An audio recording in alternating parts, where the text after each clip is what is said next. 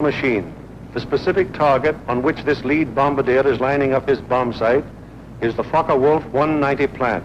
Up to this instant, this aircraft factory has been accounting for almost 50% of Germany's total FW-190 fighter assembly. Miles away.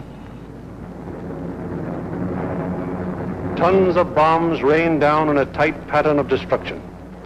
This, remember, is no area attack. It is an assault on one single target, and any bomb that falls outside that target has failed to achieve its purpose. The assembly of fighters in this Focke-Wulf factory has come to a sudden and violent end. To many, the bombing of Germany probably seems to be little more than a series of capricious adventures, one attack unconnected in any way with the one that preceded it or the one that will follow it. It is easy for the average citizen to envision the positions of ground armies because of maps like these, which make the positions of the contesting forces quite clear. It is hard to express so graphically the progress of a bombing program. Yet there is a real line in this battle of Germany, not a geographical front, but an industrial one. In the British Isles, there are the Allied air forces. On the European continent, we have Regensburg, Marienburg, Bremen, Oschersleben, Warnemünde, and Kassel. These are the major German fighter assembly plants, and as such are actually the center of Germany's industrial defense line. However, these are only the places where the aircraft is assembled into the finished fighting machine. Component parts for German fighters are made at Anklam, the Weserflugzeugbau works at Bremen, the great Hedderheim propeller works near Frankfurt, the aircraft tire factory at Hanover, the CAM ball bearing plant at Paris, and the ball bearing factories at Schweinfurt. Obviously, an assembly plant can't operate if other plants aren't building the parts from which the enemy planes will be assembled. Holz produced 29% of all German synthetic rubber production and is in fact responsible for 18% of our entire supply of rubber, natural or synthetic. At Bochum, there's a great steel plant producing high-grade aviation steel. Herøya, up in Norway, is a great producer of aluminum and magnesium, metals which figure importantly in aircraft production. At Ham, there are great railroad marshalling yards, having a capacity of 10,000 freight cars a day. Much of the tonnage handled here is closely connected with the manufacture, assembly, maintenance, and repair of enemy aircraft. And so it is all over Germany and occupied Europe. Everywhere there are plants and installations that contribute directly or indirectly to the making of German aircraft. Industrial bastions which must first be ripped apart before the enemy's armies can be destroyed. The smashing blows by the Allied air forces at Holz, Herøya, Regensburg, Schweinfurt, Hanover, and Frankfurt have had the result of piercing the German industrial line to the extent of 37.5% of estimated single-engine fighter production in September of 1943. If this rate of drop continues, there can be only one result: the eventual disappearance of the Luftwaffe as a defensive force. But these attacks have had other far-reaching effects. For instance, in January of 1943, just when the 8th Bomber Command had started daylight attacks against Germany proper, 42% of the German fighter strength was concentrated in Western Europe, 33% of it in Russia, and 25% in the Mediterranean area. After 10 months of American bombers appearing by day over Germany, the figures line up more like this. On the Russian front, 19%. In the Mediterranean area, 12%. And in Western Europe, 69%. Germany thought it was urgent enough to withdraw fighters from two important theaters, all in a vain attempt to save their crumbling industry from the grim, destructive blows of the British-American bomber offensive. That is why the Battle of Germany is being fought. Now we come to the problem: how are the targets selected? And what enormous effort is necessary for the 10 or 15 minutes that our air task forces will be over any given target? The daylight bombing offensive against Germany is the responsibility of the 8th Air Force. Under the 8th Air Force are the 8th Bomber Command, the 8th Fighter Command, and the 8th Air Service Command, all of whom contribute to every bombing mission. But it is the Bomber Command which is charged with the actual destruction of the selected targets. The Bomber Command, with which this picture is primarily concerned, is divided into 3 divisions. Each division has a number of combat wings. Each combat wing, in turn, has 3 groups. This is the chain of command. Since the operations which we are to follow, there have been some organizational changes, but they are principally changes of nomenclature and have not affected the broad strategical and tactical purposes of the organization. For instance, what is referred to as Bomber Command in this picture is now the 8th Air Force. Weather is the greatest single enemy of the 8th Bomber Command, for here is to be found the most changeable, treacherous weather in the world. To keep the most accurate possible check on weather conditions all over Europe, the RAF has established vast communication and reporting systems. Weather planes such as this Mosquito and our own B-17s are continually in the air in an effort to know in advance what the weather will be over Europe and the United Kingdom.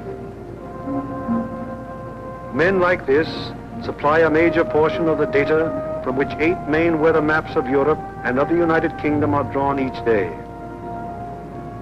In addition, there are 4 upper air maps and 8 maps of a miscellaneous classification.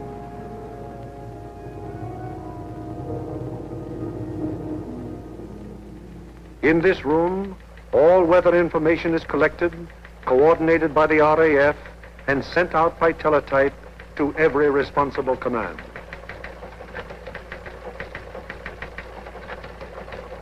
This is the weather section in the operations block of the Bomber Command. Here, the information gleaned from the weather stations is put together and correlated into weather maps. Accurate predictions must be made as to the direction and speed of the wind, downward and forward visibility, temperature, humidity, possible icing conditions, and probable atmospheric pressure at the bases, en route, and over the target.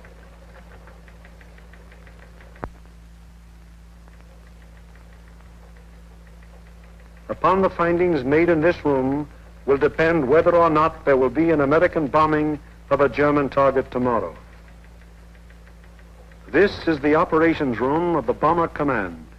Here is where the wheels are put in motion for any American bombing attack. Right now, the officers you see are waiting for the commanding general's morning conference. They are the A3, or operations officer, the operational intelligence officer, a weather officer, and other members of the staff.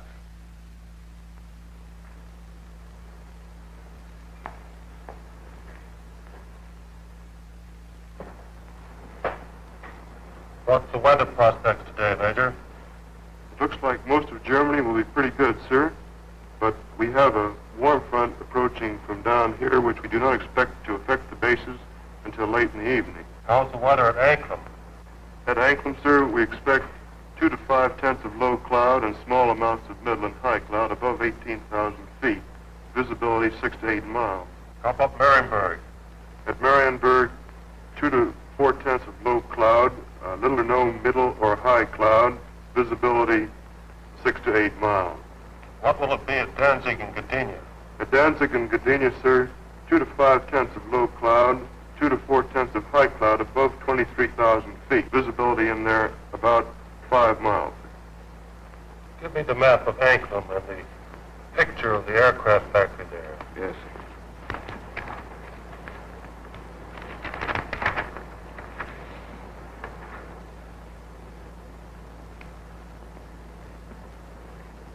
All right, Marienburg, the Focke-Wulf factory. Yes, sir.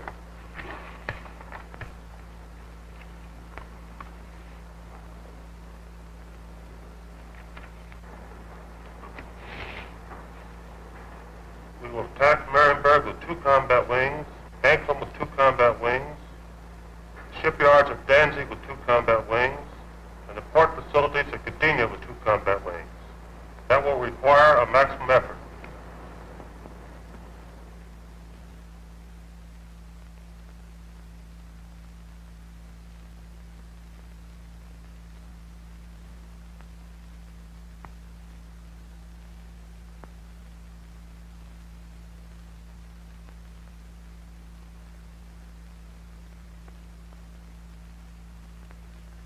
Now the various specialist officers then go into action.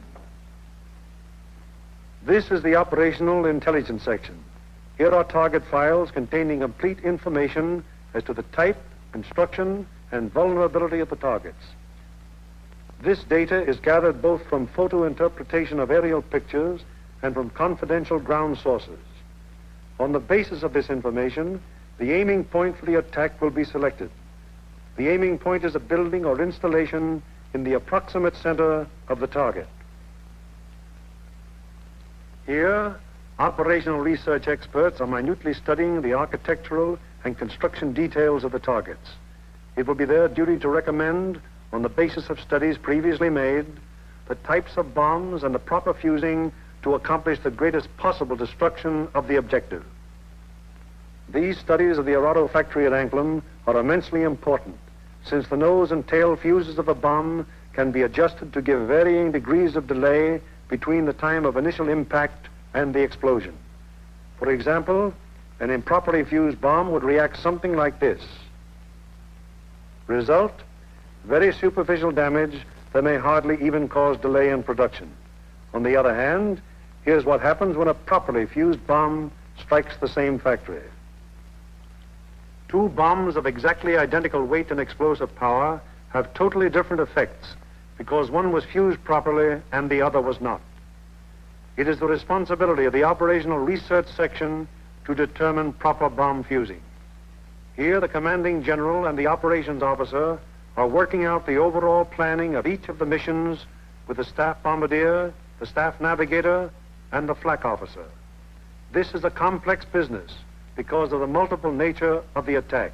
We'll attack Anklam 1 hour before we attack the other targets.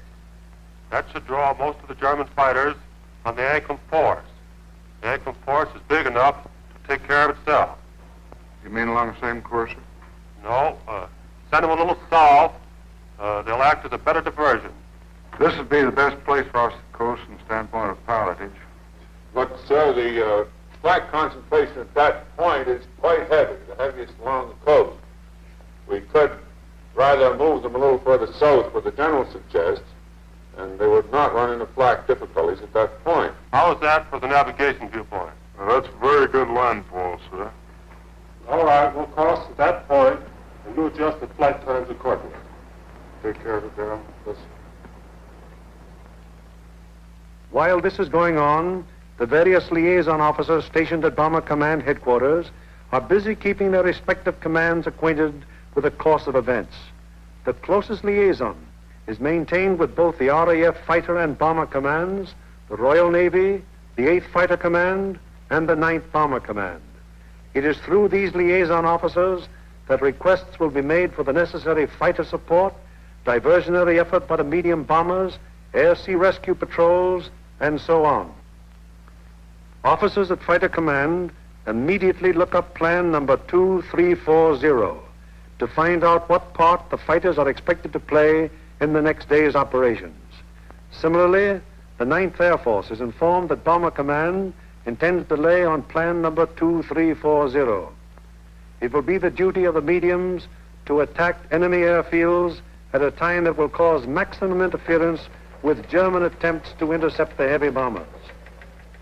Right now, weather officers are getting ready their forecast for the General's late afternoon conference, where final decisions will be made. Right in there as planned. Yeah, it should. Should be okay. Thanks. Good enough. Bye.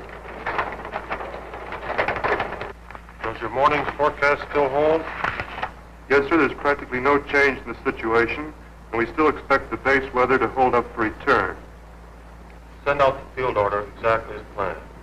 Yes. Get me the 1st, 2nd, and 3rd divisions on a conference call, please. All ready with your conference call. Go ahead, please. Can you scramble? Okay. Over. Okay, over. Over. Okay, there's a mission tomorrow. Maximum effort with 5 task forces. The 1st task force, comprising 6 groups of the 1st Division, will hit 3948. 3948. Secondary, 8731. 8731. Last resort, 9009. 9009. The 2nd Task Force, comprising 5 groups of the 3rd Division, will hit 6848. 6848. Secondary, 6424. 6424. Last resort, 5381. 5381. The 3rd Task Force will comprise 4 groups of the 2nd Division, which will hit 6424. 6424. Secondary, 5381. 5381. Last resort, any industrial target of importance in Germany. Okay. The 1st and 3rd Divisions will each dispatch 1 air. The field order now goes over the teletype to all interested units and command. The first step has been taken in the sequence of events that will finally result in bringing our planes over the targets and discharging their bomb loads.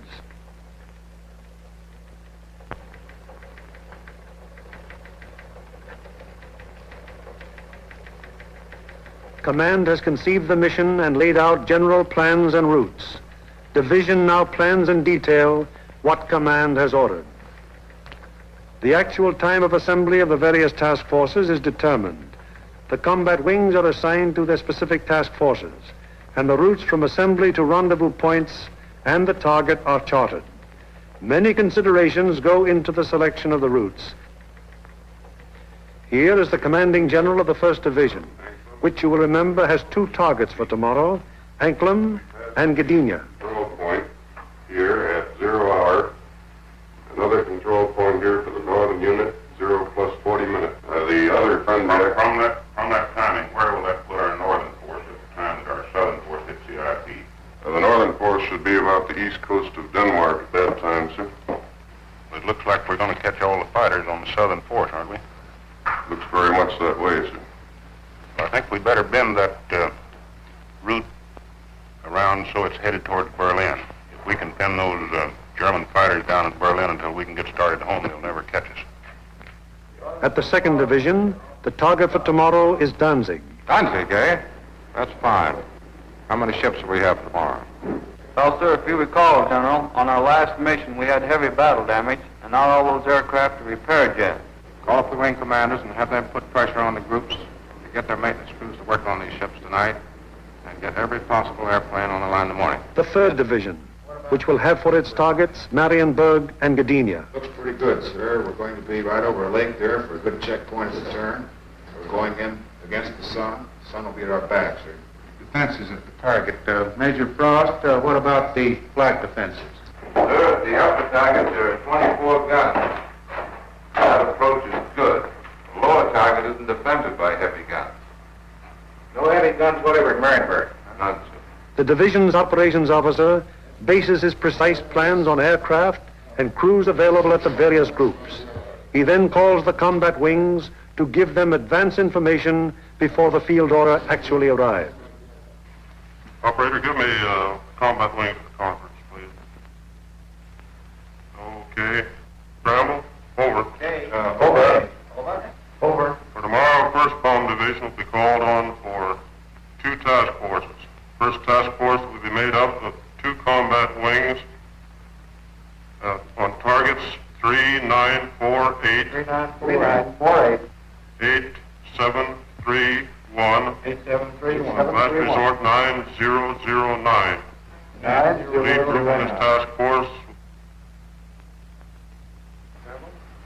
Okay, ready to scramble? Over. Okay. Over. There'll be a mission tomorrow, and I want 2 groups from each combat wing. The target will be primary 6424. 6424. Secondary 5381. 5381. The last resort will be any industrial target of importance in Germany. Okay.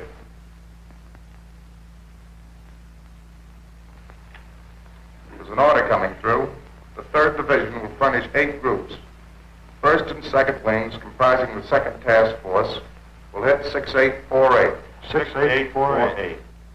Secondary 6424. 6424. Last resort 5381. 5381. Last resort. Bomb load. 500-pound GPs fused, 1/10 nose, 1/100 tail. 1/10 nose, 1/100 tail. This is operations of the combat wing, a purely tactical unit having absolutely no administrative functions whatsoever. How do you intend to make it? Sir, we'll assemble over Molesworth. Problems of takeoff and assembly are the particular specialized function of this organization. It is the primary business of the combat wing to get the airplanes of its group into the air at the proper times and to get them assembled once in the air.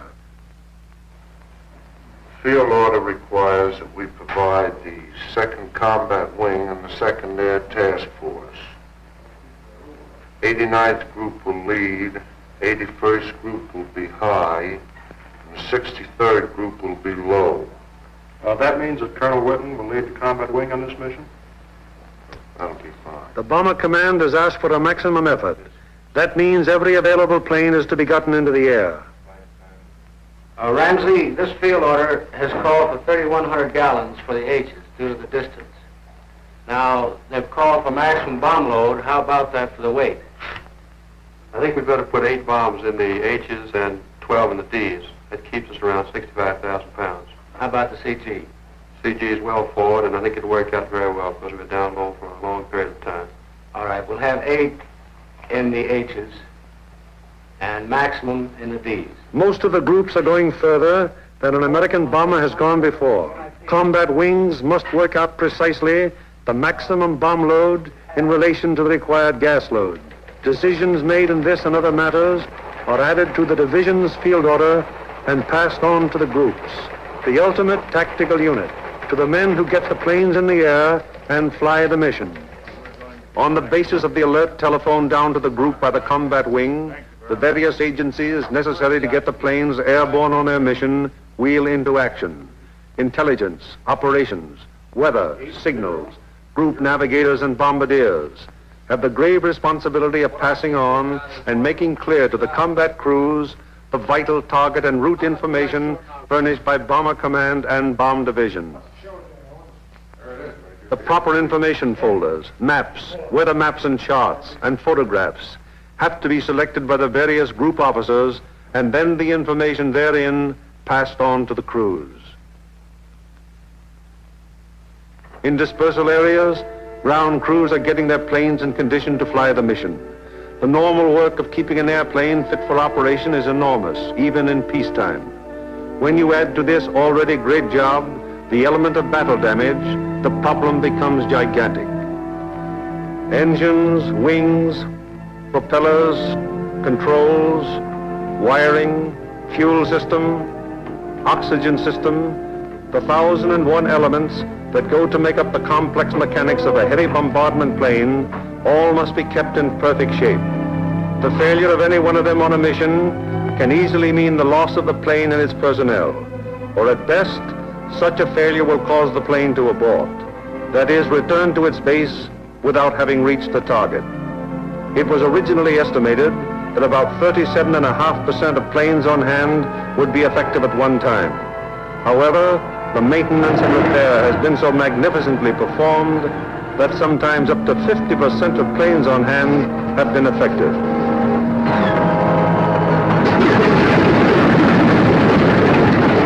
Ordnance is already at work, getting the bombs in their racks and loading ammunition onto the plane. These are 100-pound incendiaries.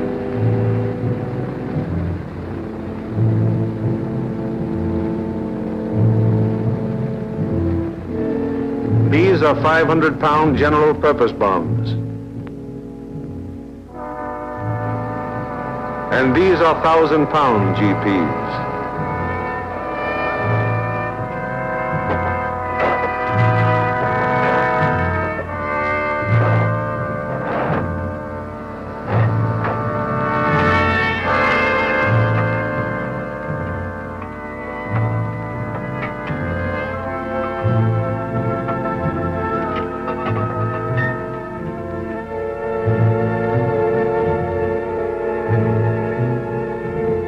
The bombs have to be placed in their racks very carefully.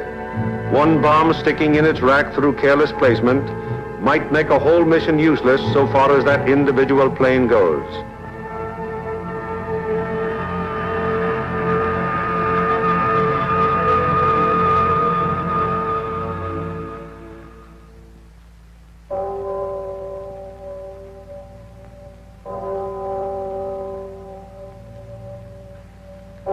Three o'clock in the morning.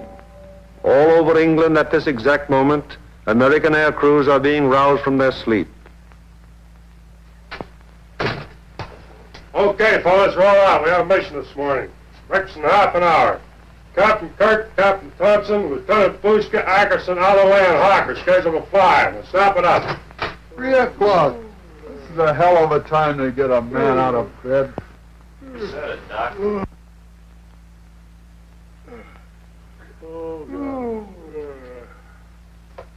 Come on, you drift out of bed. Breakfast in half an hour. Come on, Nick. Rise and shine. All right, you dodos, let's go. This is it. Okay, fellas, let's go.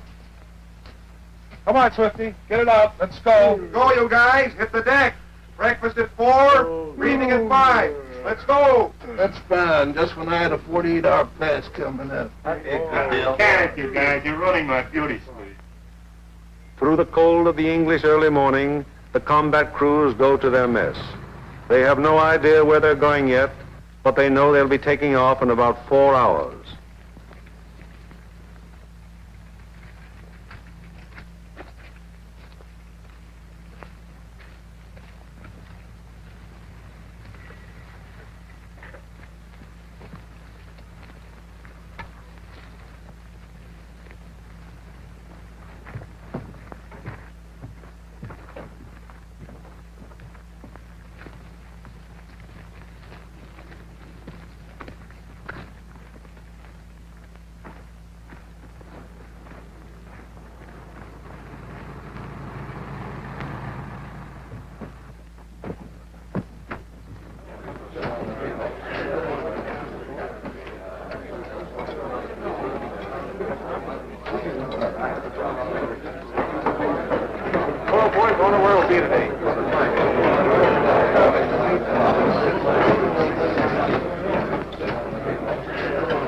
How do you figure those Jerry's will be today? What do you think, Doc? They'll be shooting at us. Sometimes I don't think those Jerry's got proper respect for us. Well, what do you expect, Buster, the way you shoot? Gee, look who's talking. You could hit a cow in the flank with a bow feather. Yeah, how about those 2 Jerry's I slapped down over Swineland?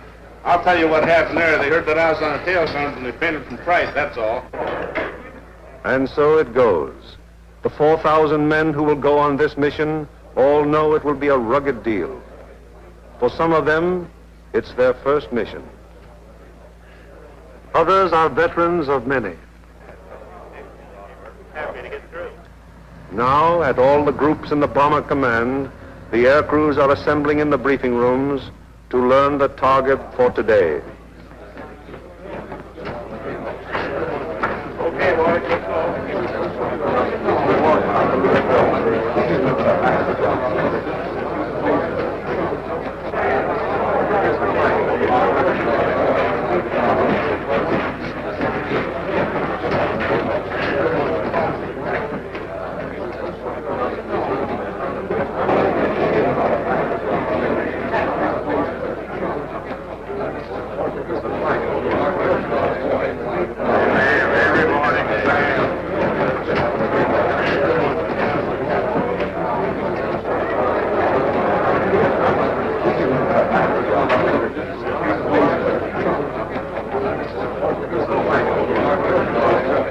This is the briefing room of the 303rd Group. Here in a few minutes, the nature, locale, and route of today's mission will be made known to the men who fly it.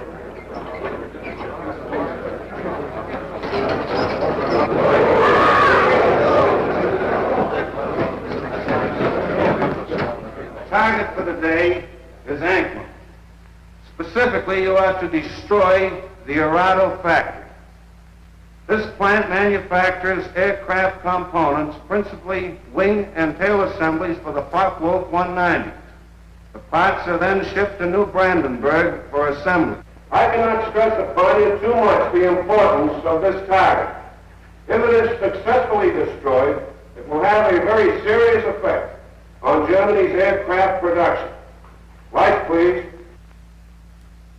Your IP is on the northwest side of New Brandenburg. Your heading on your run-up will be 45 degrees true. Immediately after your turn, you have an aerodrome on your right, almost directly north of the town. You should be able to pick out Friedland, 6 miles to your right and halfway between your IP and the target. Along this route, you should be able to see the main line railroad and the main road. From Friedland, the main road moves in toward your run-up and goes into Anklin, but the railroad terminates at Friedland. Shortly after passing Friedland, you will see a peculiarly formed wooded area on the right of your course. From here, pick out the aerodrome slightly southwest of the city and the intersection of the main railroad and the Peene River just outside of the town to the north. Night target map.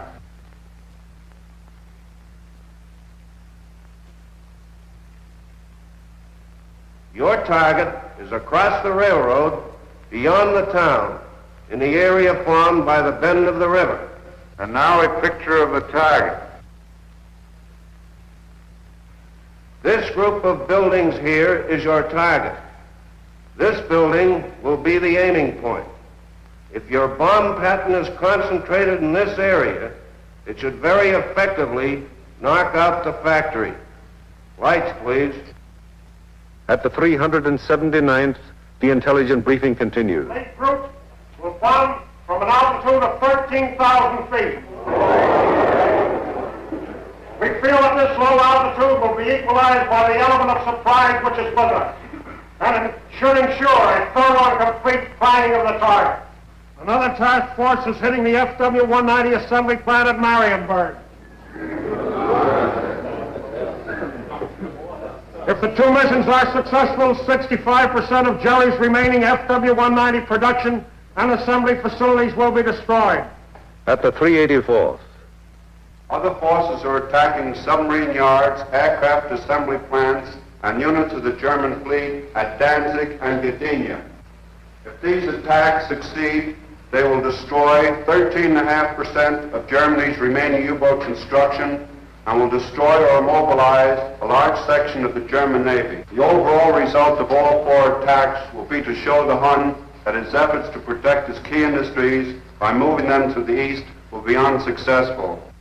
It'll show him that we will seek out his industry and destroy it wherever he places it. At the 351st, the intelligence briefing is completed. Your secondary target this morning is the air park at Tutov. This contains a Focke-Wulf assembly plant, a bombardier school, and you'll love this. It's the country club of the German Air Force. Should you be unable to bomb either of those 2 targets, then in that case, you'll attempt to bomb the last resort target, which is the Hankel assembly plant at Rostov. This is the only complete Hankel unit in North Germany. It should be easily identified by the airfields adjoining, which has 6 intersecting runways running from 1,000 to 1,600 yards, and they're full of nice, fat, juicy Hankels. A weather officer briefs the crews of the 305th group going to Gdynia. The synoptic situation today is this. We have a high-pressure system centered over northwest Europe, up here near Finland, extending southwestward down across the British Isles, causing an influx of south and southwesterly air going up in this direction, hence causing little or no cloud in the area up there and toward your target. There are no fronts to affect your route today except a frontal system off to the west, which will cause an increase of medium and high clouds as you come back across the North Sea. Lights, please. At takeoff time, there will be 0 to 3/10 low clouds, also a layer of high clouds above 23,000 feet, 4 to 6/10 in amount. Also a middle layer of clouds in there between 10 and 12,000 feet. these medium and high clouds decreasing out over the North Sea to 3 to 5 tenths each in amount. The low clouds will increase as you go out toward the North Sea to 3 to 5 tenths. Base 1,500 to 2,000 feet, tops 4 to 5,000 feet. There will be some fog patches over England, visibility 1 to 2 miles, except in those fog patches 500 to 1,000 yards.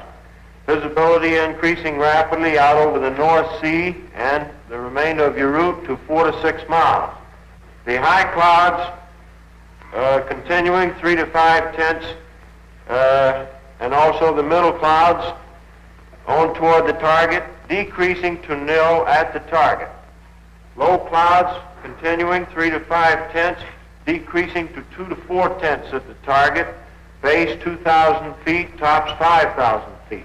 Visibility 4 to 6 miles.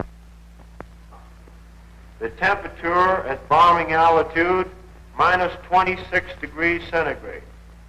The freezing level on your route out, 12,000 feet over the North Sea with light rime in the middle clouds. As you return back to base, that freezing level will lower to about 7,000 feet, continuing light rime in your middle clouds. Now on the return route, weather will be very similar to your route out, except your clouds increasing in amount as you proceed back across the North Sea. Base on return, visibility 4 to 6 miles. A flak officer briefs the 389th Group of the 2nd Division going to Danzig.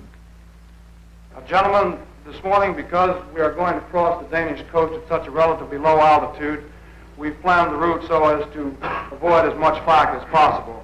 At any rate, any flak that you do encounter will be merely a deterrent in nature.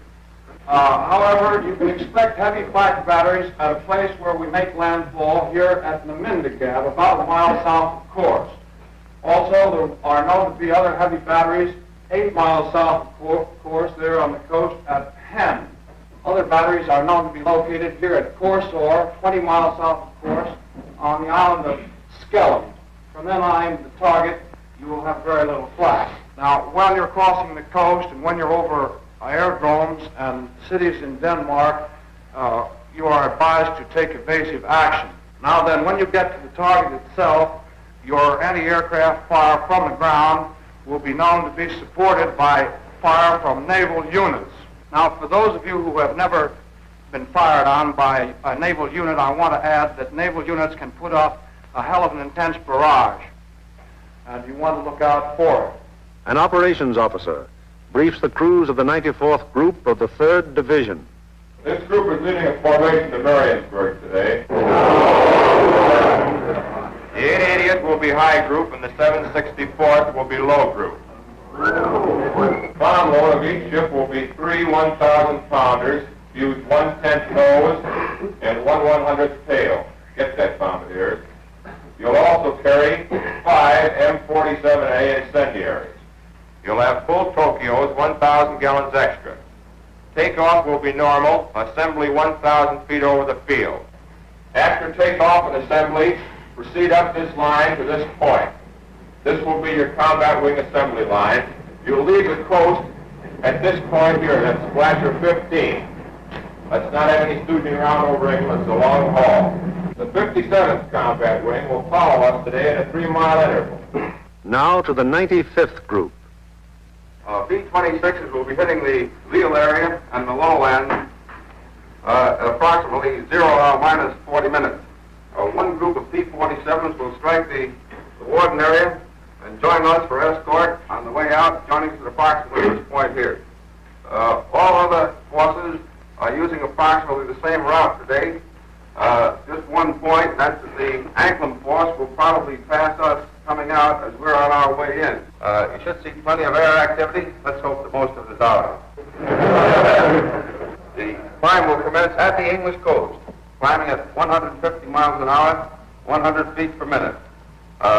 We should reach bombing altitude approximately at the Danish coast. Under those circumstances, should the Danish coast be crossed at less than 12,000 feet.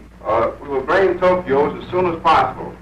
We should have plenty of gas. We figure approximately 400 gallons overload. At the 100th, the operations briefing is completed. Fly loose formation today. The troops echelon to the right until a point 75 miles from the enemy coast, where a normal combat wing formation will be assumed. For visibility, everybody use Aldous lamp. The Royal Navy will be out patrolling the sea routes, so any crews that have to ditch will probably be rescued very quickly. The Commanding General of Bomber Command asked us to put out a special effort today, so let's give it to him. The commanding officer of the group invariably has a few words to say. Men, the going's going to be rough. You're going to have to bow your necks in there and stay in there and pitch every minute. Now, gentlemen, this is the type of target you don't want to have to go back after the second time. If you fly a good, tight formation, get a good, dense pattern on that target, we won't have to. This Anklin crowd down here may pull most of the fighters off of us. However, that's just a guess. So particularly for you gunners, you've got to be on the ball from the Danish coast onto the target. Flak will be heavy, probably accurate, but you've been through worse before. Remember that your biggest enemy is still the single-engine fighter plane. Now, you bombardiers, take your time in going in on your releases. But don't allow the flak to worry you. It's merely to break up your formation. Now, if you get in any trouble up in this area, remember you can always board Sweden. Get down, it's neutral country, and it's close over there. Could be rough. Don't think it'll be too bad. And whether it's easy or rough, I'll be sitting out in front, taking the whole works in. The main briefing over, the pilots, navigators, bombardiers, radio operators, gunners, receive separate specialized briefings. These briefings are very technical and very thorough, and are held so that every member of the combat crew will understand exactly what he can expect and what is expected of him. Any lack of thoroughness here might very well result in the failure of a mission. As dawn breaks over the English countryside, it finds the ground crews still working grimly in an effort to get every plane in the air that is scheduled to be dispatched.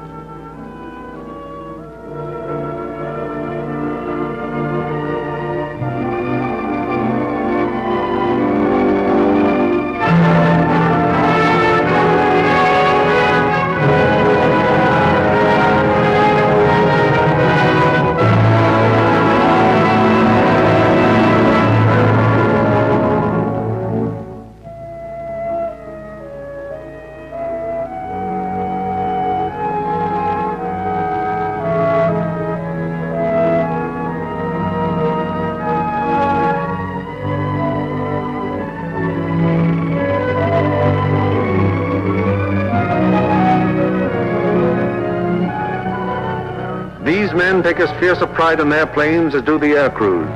To each of them it is a personal tragedy, reflecting in some way on their capabilities when their airplane is forced to turn back without having completed its mission, or when they have been unable to get an expected plane ready in time for a mission. It's getting on to the time when the combat crews go to their planes. Here they are in the crew room, putting on their flying clothes. Clothes and equipment especially constructed to ward off the intense sub-zero cold which they will encounter so shortly.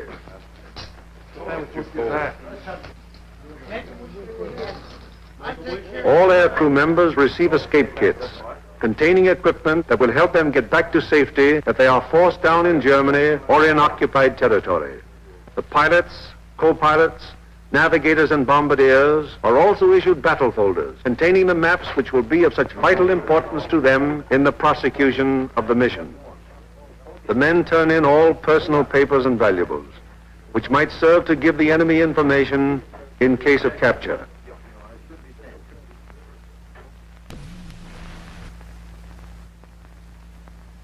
Some of the crew members turn to their chaplain, whose ministrations are always available to the men of the bomber bases. Most of all, is the effort being with God, for all who have been served with all my love. I firmly resolve with the help of thy gracious sister, confess my sins, weakness, and amend my life. Amen. Besigare bestjollen på den sted, så du misser for Guds verses, for du kan få så vidt av eternum. Amen. Indulgenza absolution, vi shall beg it all this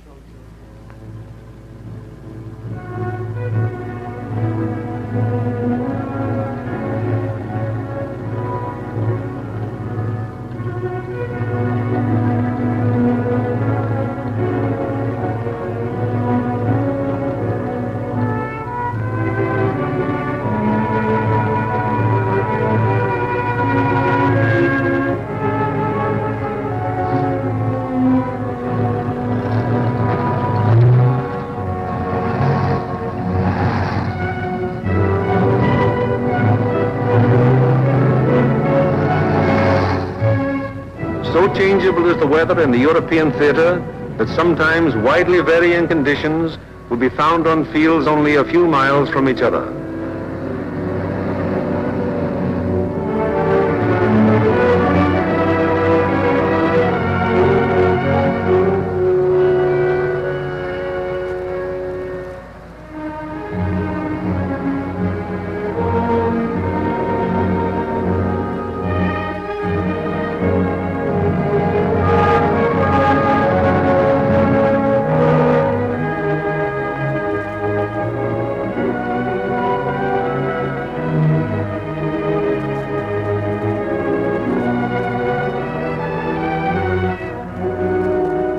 And now the last briefing of all, the final intimate conference around each airplane as the pilots recheck the details of the mission with their crews.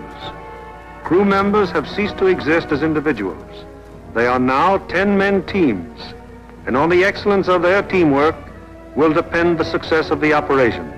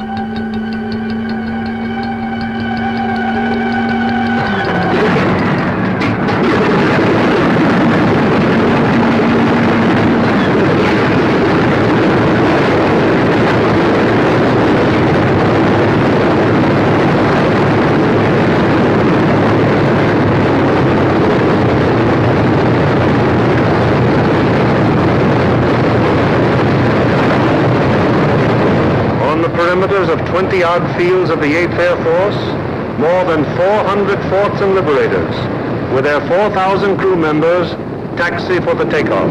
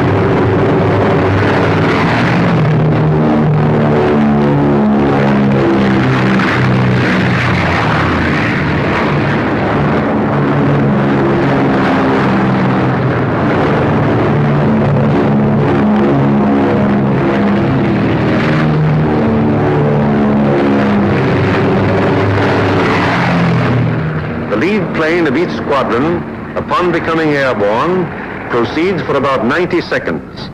It banks sharply to indicate its turning point, then goes into a slow left turn. Each successive plane in the element turns as soon as the pilot sees the plane in front of him turn. The element of 3 planes levels off at 1,000 feet and returns parallel to the takeoff runway at a distance of about 2 miles. Here the elements start to assemble into squadrons of 6. Continuing to circle the field, the squadrons then go to 2,000 feet, where the group assembly takes place. This accomplished, the group now moves on to the combat wing assembly point. Here is how the group stacks up from the side. The group has a depth of 850 feet. This is how the group looks from above.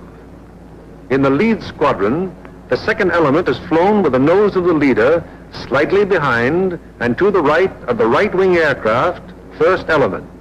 The lead plane of the high squadron flies even with the lead plane, second element, lead squadron.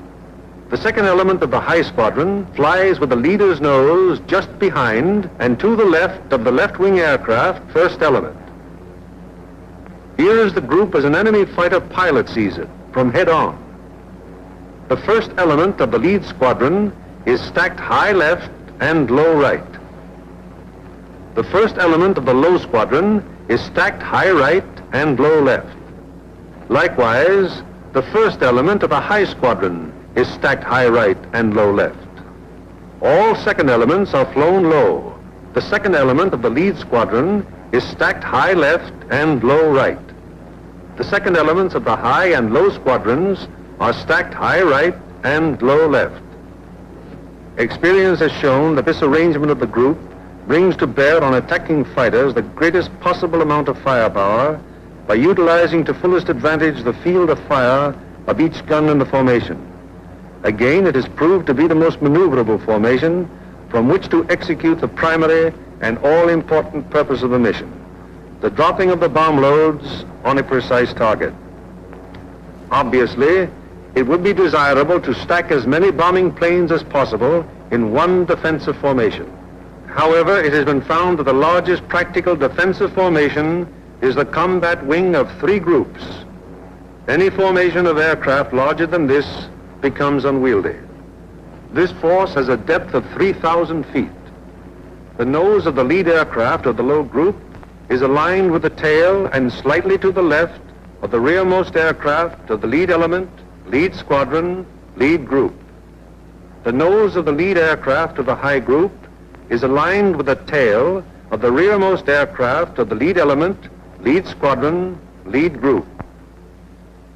The combat wing having been assembled, they now move on to make rendezvous with the rest of the task force. In this case, another combat wing.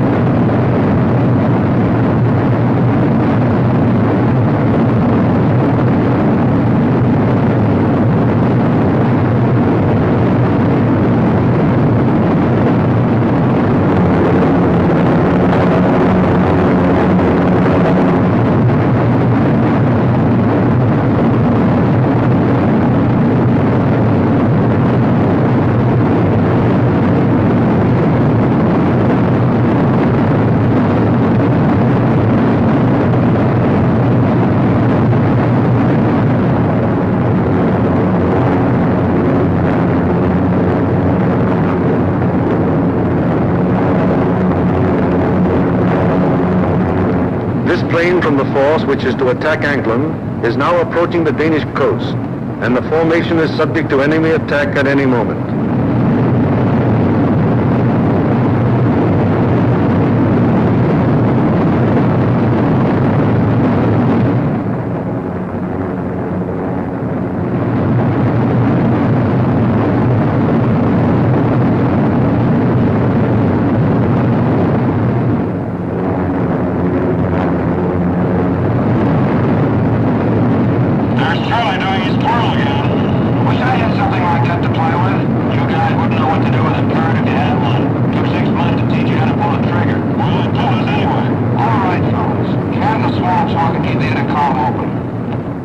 It is now 10:30 hours, and Denmark has been penetrated to some distance without any great opposition as yet.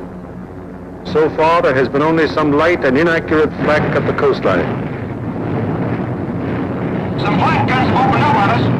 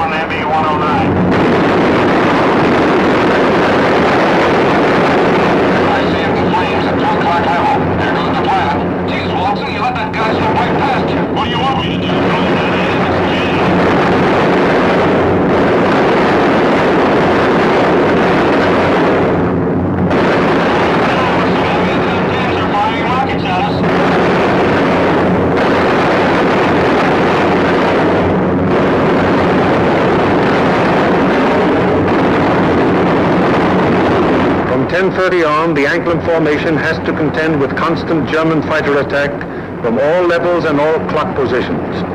During this time, the gunners aboard the fortresses knock down fighter after fighter. However, the gunnery of the forts, no matter how sensational it may be, is only to ensure the successful performance of the mission. It is not the job or purpose of forts or liberators to seek out action with enemy fighters.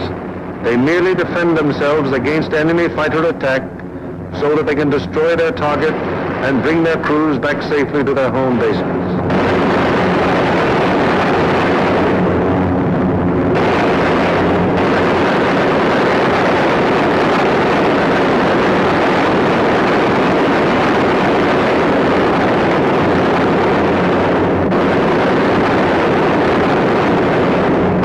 An anxious moment comes now for the lead navigator and bombardier. The formation is approaching the initial point. That is the point where the wing will turn off and make its bombing run on the target. Upon proper navigation to this point may rest the success of the entire mission. Pilot to left waist gunner. We're over the IP. Release fires. Waist gunner to pilot. Roger.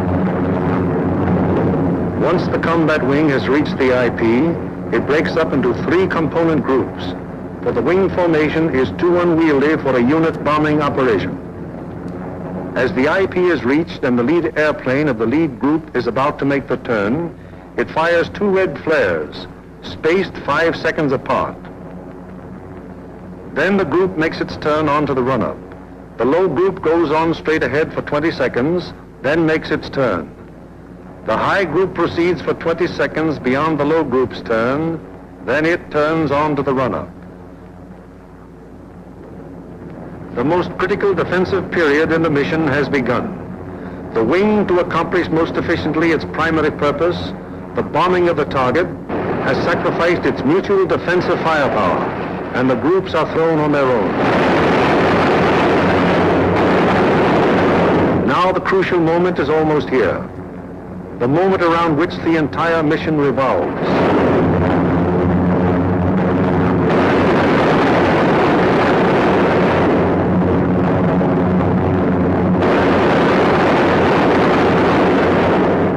Pilot to bombardier.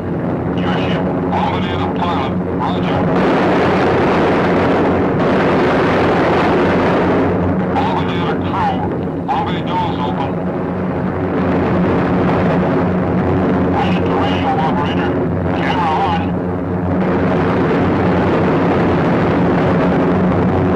The bomb bay doors open, the group is committed to its attack. No evasive action may be taken until the bombs are away. And at this time, the formation is most vulnerable to attack, both from flak and enemy fighters.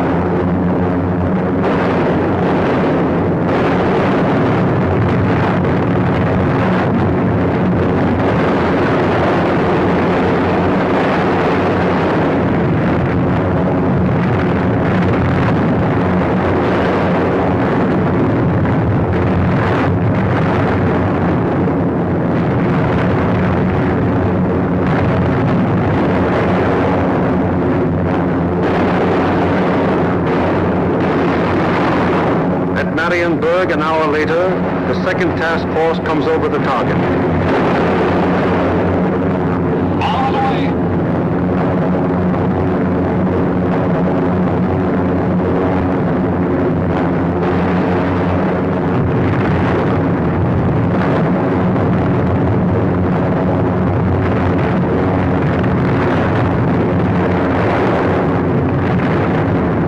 The third task force comes over its target at Danzig.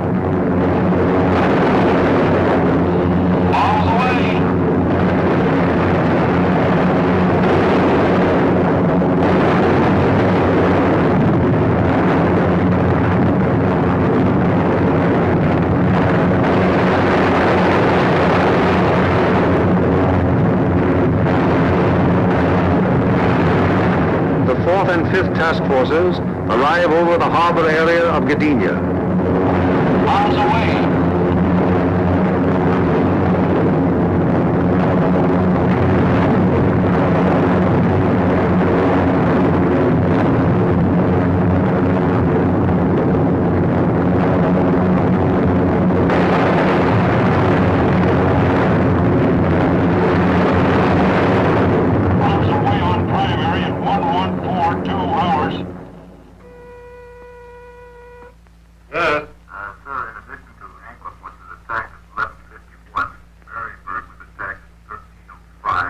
It is standard procedure for the group leader to inform Bomber Command the moment the target has been attacked. Bomber Command, in turn, promptly informs the commanding general of the 8th Air Force. Later, I have the additional information I reported to you that Ankle was attacked. Well, all primaries were attacked. We received strike messages on all primaries. Danzig at 1307, Marienburg at 1305, and Gdynia at 1311. Yes? Yes, sir. I'll advise you as soon as they land. After getting bombs away and closing the bomb bay doors, the groups can now defend themselves again, at least to the extent of evasive action against the flak and fighter attack.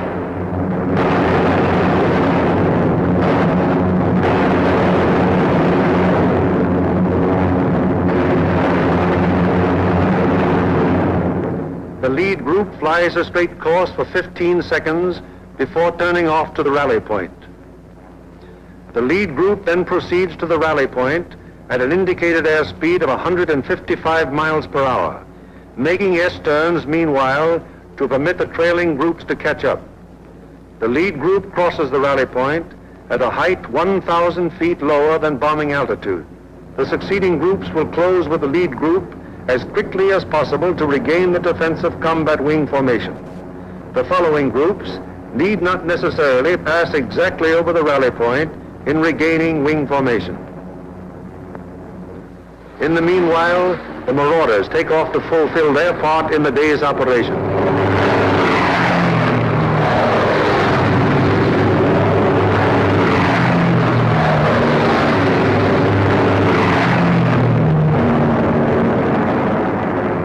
They bomb the aerodrome at Woensdrecht, one of the most important of the enemy's fighter bases.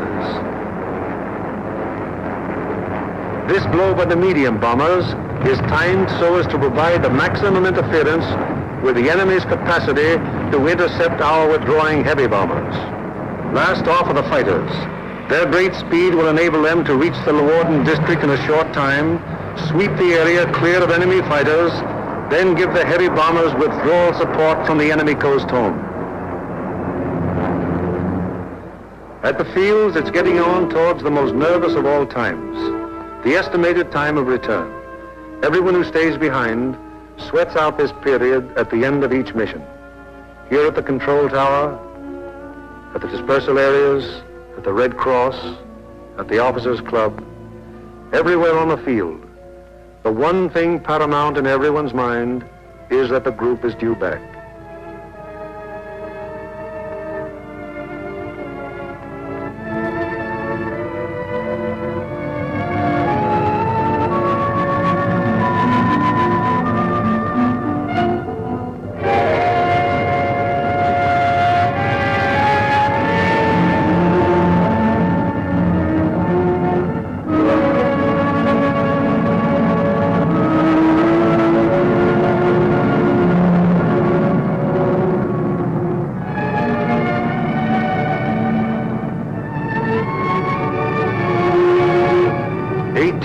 To attack the target. How many have returned? 1, 2, 3, 4, 5, 15, 6, 17, 18. 18 dispatched, 18 returned. 23 dispatched,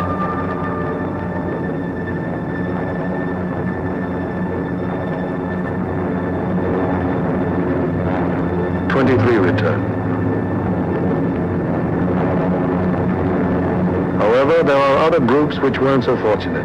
18 dispatched, 17 returned. 20 dispatched, 19 returned. 20 dispatched, 14 returned. 19 dispatched,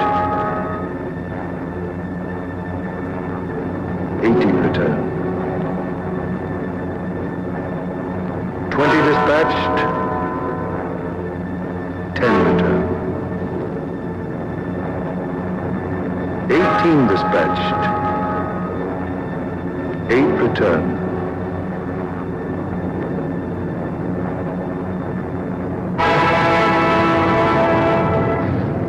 dropped from aircraft signal the presence of wounded aboard. These airplanes are given priority in landing.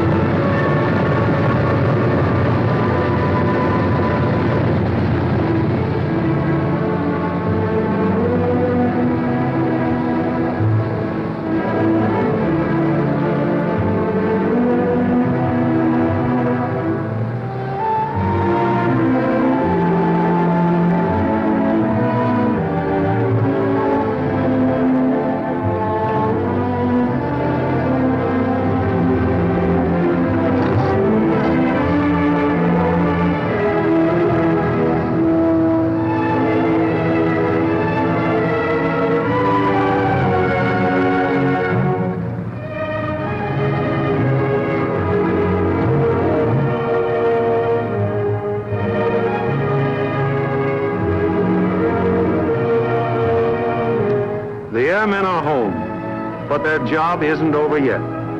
Before they can go to their billets for a well-earned rest, they must first undergo one of the most important phases of any mission, interrogation.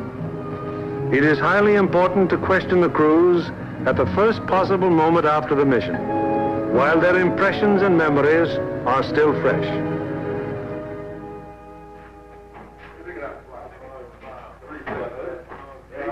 Crews who have anything of immediate importance to report go at once to the hot newsroom.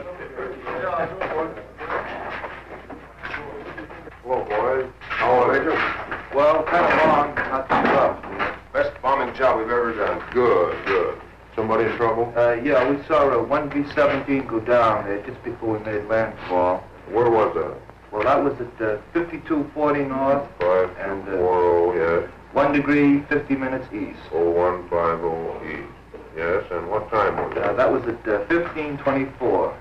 And was that a G-fix? That was a G-fix, yes. And we had the radio operator get on the MFDF section. He sent in the coordinates of the fix. Good. And I had my radio operator turn on his IFF to emergency when we saw it go down. Okay. And what happened? Well, the ship went down, apparently under control, and saw it hit the water. Yes, I was looking through the glasses, and I saw 2 dinghies come out, and 10 men, apparently all okay, man. Good. And what altitude were you? We were at 5,000 feet at the time. Okay. Anything else? No. Settle up for a cup of coffee. It's waiting for you, boy. Okay. Thank you.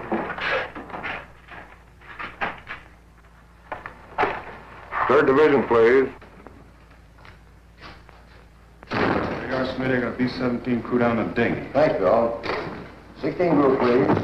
This aircraft priority. Flight control, please. 16, bomb division here. We have a B-17 reported fixed at 52 degrees, 30 minutes north, 1 degree, 30 minutes east. That's right. He was seen to ditch. Yes. He was seen to ditch at 15:24 hours by the reporting aircraft. 2 dinghies were seen to break out, and 10 men got into them. The reporting aircraft is at 5,000 feet. Yes, that position's at MF fixed. Okay, 16. Thank you.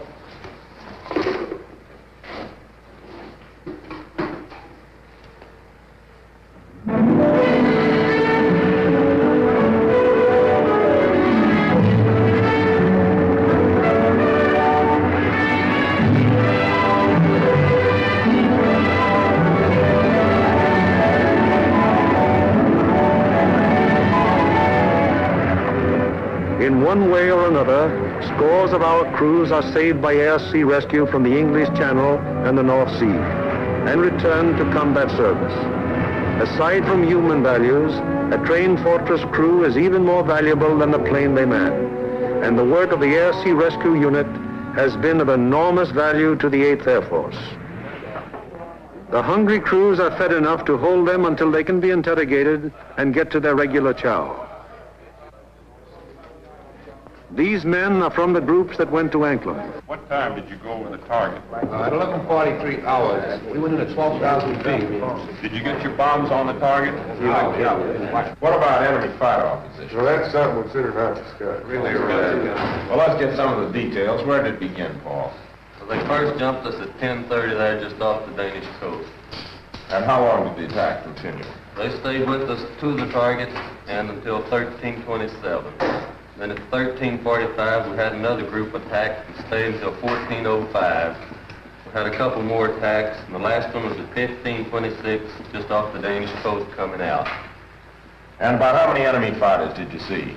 Well, I don't know how many of them might have been repeated, but I saw 6 or 7 myself. I couldn't keep track of them, sir, but I counted about 65. I stopped trying to count when I got... Well, do you think it'd be accurate to say, then, that your ship saw between 65 and 80 enemy aircraft? Yeah, that's right. What type of enemy aircraft did you encounter? Well, from what I could see from the tail, they threw the book at us. FW-19s, ME-109s, 110s, 210s, Dorniers, even DU-87s and 88s. I saw a couple of Focke-Wulf 189s, at least 2 Heinkel 111s. What positions did they attack from? Oh, they came from all over the place. Fighters are pressing home their attacks from 300 to 400 yards. Would you characterize these attacks as determined? Brother, you can say that again. No, I think those guys are really trying to shoot us down. I wouldn't be surprised. How would you describe the enemy fighter tactics? Well, I describe them as murderous. If they usually attacked in formation, queue up about 300 or 400 yards away, 12 to 13 single-engine fighters come barreling right through the formation. How'd the twin-engine fighters react? They stayed out to the side and above, just out of the range of our guns, and shot cannons and rockets at us. Then they'd queue up and press home a regular fighter attack. What caliber would you say the cannons were? My guess would be 37 millimeters. What do you think, Alex? What about the rockets? We shot a lot of them. I didn't actually see any hit our formation, but they weren't doing us any good. I saw one of them blow a wing off the 17 below and ahead of us. They started to spin in. Any shoot? No, sir, I didn't see any. Where was this? Over the target, right after we target our bomb. Fellas, notice any distinctive markings on the enemy aircraft? Yeah, I saw quite a few. There are a number of FW-190s, mostly yellow noses, some white noses. No red nose. No, I didn't see them. Boy, those yellow nose boys really come in close, don't they? Did you see that one come right on our left wing? Yeah, I saw 109 with black and white diagonal markings under the wings. Black and white. I had white noses. All right. Yeah. Getting back to those rockets, I believe that Jerry can reload his rocket guns from inside the ship. I think you can. That'd be my guess, too. I saw at least 9 bursts from rocket guns on one ME-210. 9 bursts. Talking about 210s, there was one that came in and shot a cluster. It looked like clay pigeons to me. Hey, those things look like baseballs to me. Can you describe that more fully? How did they react? Well, they didn't look like baseballs. It was more like streamlined and smoked all the way down, but they didn't explode. Didn't explode, huh? No. What about the plane? I knocked down 2. They were making attacks about 5 o'clock level. Yeah, I saw them. One of them blew up in the air, and the other one went down in flames. The pilot of the second one bailed out. That was at 11:44. We were right over the IP. Were any other guns firing at these planes? No, sir. These were my babies. Any more? Yes, sir. I got one destroyed and one fouled. I knocked 210 down right over the target. The plane exploded in the air. I got a burst of 110, and it started down in flames. I couldn't see whether it went all the way down or not. We're under constant attack. Bombing results in enemy fighter reaction are only one phase of the interrogation. The enemy's anti-aircraft defenses, their concentration, and their accuracy are also matters of great interest to the interrogators. The group of the 2nd Division, which went to Danzig. How would you describe the flak and route to the target? From the coast to the target, it was meager and inaccurate as height and deflection. Over the target, it was still meager, but pretty accurate as height and deflection. Is that how the rest of you fellows would describe it? What about on the way back? Well, it was meager and inaccurate, except now when we crossed the coast.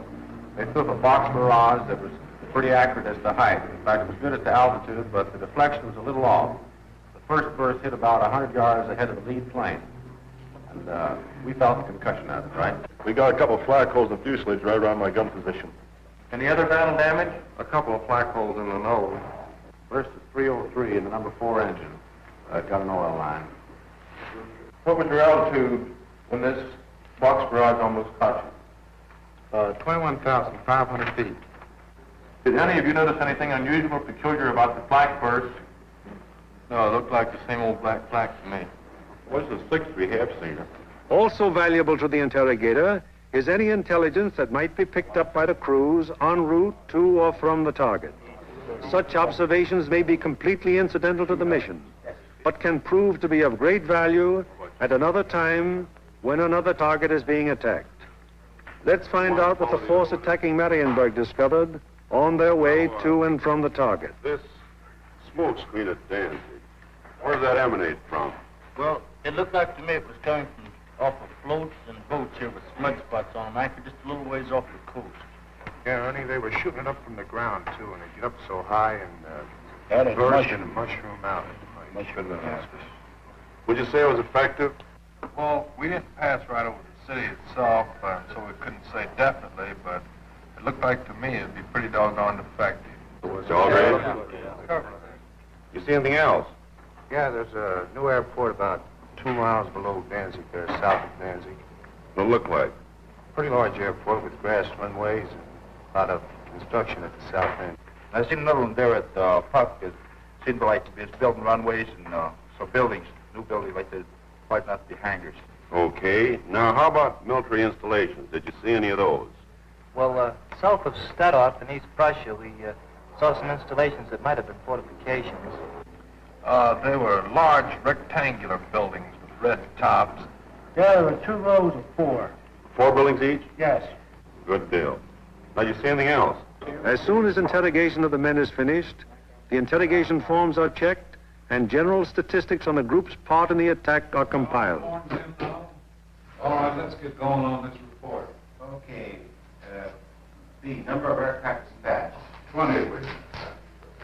C, number of aircraft attacking the primary target. 20.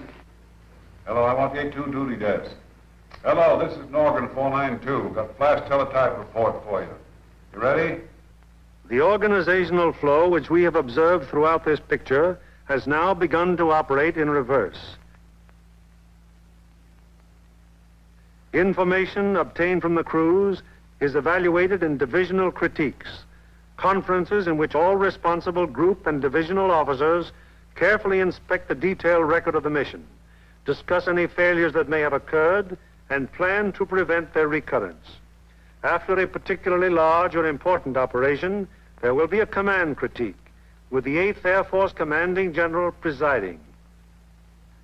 Here in the dark room, the strike photos of the targets brought back by the returning planes of the group are developed and printed with all possible speed, so that experts of Bomber Command can assess the damage done. Coming in from planes of every group participating in the various raids, and interpreted and appraised by trained photo interpreters, these pictures will give Bomber Command an excellent idea as to exactly what parts of the various targets were hit and how severely. Here, as seen in these pictures taken the following day by photo reconnaissance planes, severe damage has been inflicted on all the major and most of the minor buildings of the Arado factory at Anklam. This is a strike photo showing how Danzig looked during the attack. Very extensive damage has been suffered in the harbor area. Here is an annotated PRU picture of Gdynia as it appeared after the attack. A near miss is seen on the liner Deutschland type. The transatlantic liner Stuttgart does not appear in this picture, although she was seen afire and in the hands of tugboats immediately after the attack, as these strike photos reveal. Aside from the Stuttgart, several ships in the South Basin have been sunk or damaged, including the liner Oceania. Shore installations are also heavily hit. At Marienburg, the PRU photo discloses that the damage was exceptionally severe, almost every building having been destroyed or seriously affected. General Arnold has characterized this attack as the greatest example of precision bombing on record. Other targets will be as thoroughly destroyed.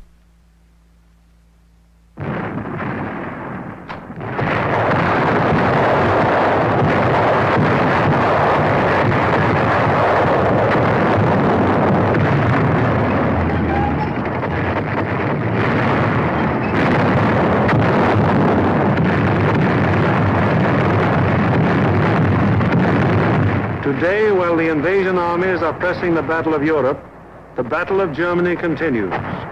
Day by day, whenever weather permits, heavy bombers roar out over the heads of the advancing ground forces, blasting away systematically at vital industrial installations hundreds of miles to the rear of the enemy lines. Now, in contrast to earlier days of strategic bombing, when forts and liberators fought their way alone, fleets of long-range fighters, Mustangs, Thunderbolts, Lightnings, convoy the big bombers all the way to their targets, targets which may be anywhere in German-occupied Europe. The flood of supplies so necessary to the survival of an army or a nation, synthetic rubber, steel, food, fuel, textiles, this flood is gradually being reduced to a trickle. And finally, even this thin, inadequate stream will die away. Then the German armies in the field and the German workers on the home front will have no food for their stomachs, no clothing for their bodies, no metals for their machines, and no fuel with which to run them. Then the Battle of Germany will be won, and with it, the Battle of Europe.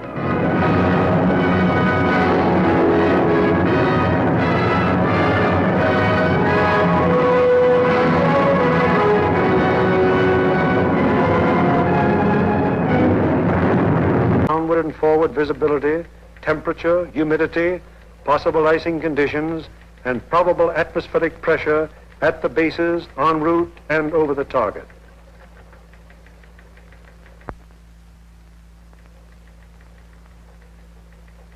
Upon the findings made in this room will depend whether or not there will be an American bombing of a German target tomorrow. This is the operations room of the Bomber Command. Here is where the wheels are put in motion for any American bombing attack. Right now, the officers you see are waiting for the commanding general's morning conference. They are the A3, or operations officer, the operational intelligence officer, a weather officer, and other members of the staff.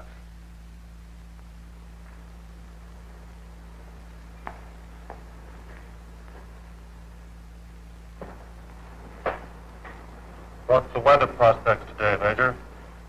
Looks like most of Germany will be pretty good, sir. But we have a warm front approaching from down here, which we do not expect to affect the bases until late in the evening. How's the weather at Anklam? At Anklam, sir, we expect 2 to 5 tenths of low cloud and small amounts of middle and high cloud above 18,000 feet. Visibility 6 to 8 miles. How about Marienburg? At Marienburg, 2 to 4 tenths of low cloud, little or no middle or high cloud, visibility 6 to 8 miles. What will it be at Danzig and Gdynia? At Danzig and Gdynia, sir, 2 to 5 tenths of low cloud, 2 to 4 tenths of high cloud above 23,000 feet. Visibility in there about 5 miles. Give me the map of Anklam and the command. Since the operations which we are to follow, there have been some organizational changes, but they are principally changes of nomenclature and have not affected the broad strategical and tactical purposes of the organization. For instance, what is referred to as Bomber Command in this picture is now the 8th Air Force. Weather is the greatest single enemy of the 8th Bomber Command, for here is to be found the most changeable, treacherous weather in the world. To keep the most accurate possible check on weather conditions all over Europe, the RAF has established vast communication and reporting systems. Weather planes such as this Mosquito and our own B-17s are continually in the air in an effort to know in advance what the weather will be over Europe and the United Kingdom. Men like this supply a major portion of the data from which 8 main weather maps of Europe and of the United Kingdom are drawn each day. In addition, there are 4 upper air maps and 8 maps of a miscellaneous classification.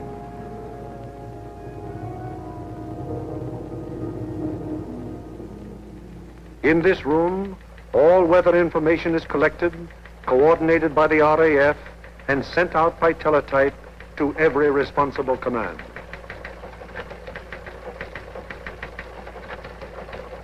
This is the weather section in the operations block at the Bomber Command. Here, the information gleaned from the weather stations is put together and correlated into weather maps. Accurate predictions must be made as to the direction and speed of the wind down Anklam, the Weserflugzeugbau works at Bremen, the great Hedderheim propeller works near Frankfurt, the aircraft tire factory at Hanover, the CAM ball bearing plant at Paris, and the ball bearing factories at Schweinfurt. Obviously, an assembly plant can't operate if other plants aren't building the parts from which the enemy planes will be assembled. Holz produced 29% of all German synthetic rubber production and is in fact responsible for 18% of our entire supply of rubber, natural or synthetic. At Bochum, there's a great steel plant producing high-grade aviation steel. Herøya, up in Norway, is a great producer of aluminum and magnesium, metals which figure importantly in aircraft production. At Ham, there are great railroad marshalling yards, having a capacity of 10,000 freight cars a day. Much of the tonnage handled here is closely connected with the manufacture, assembly, maintenance, and repair of enemy aircraft. And so it is all over Germany and occupied Europe. Everywhere there are plants and installations that contribute directly or indirectly to the making of German aircraft. Industrial bastions which must first be ripped apart before the enemy's armies can be destroyed.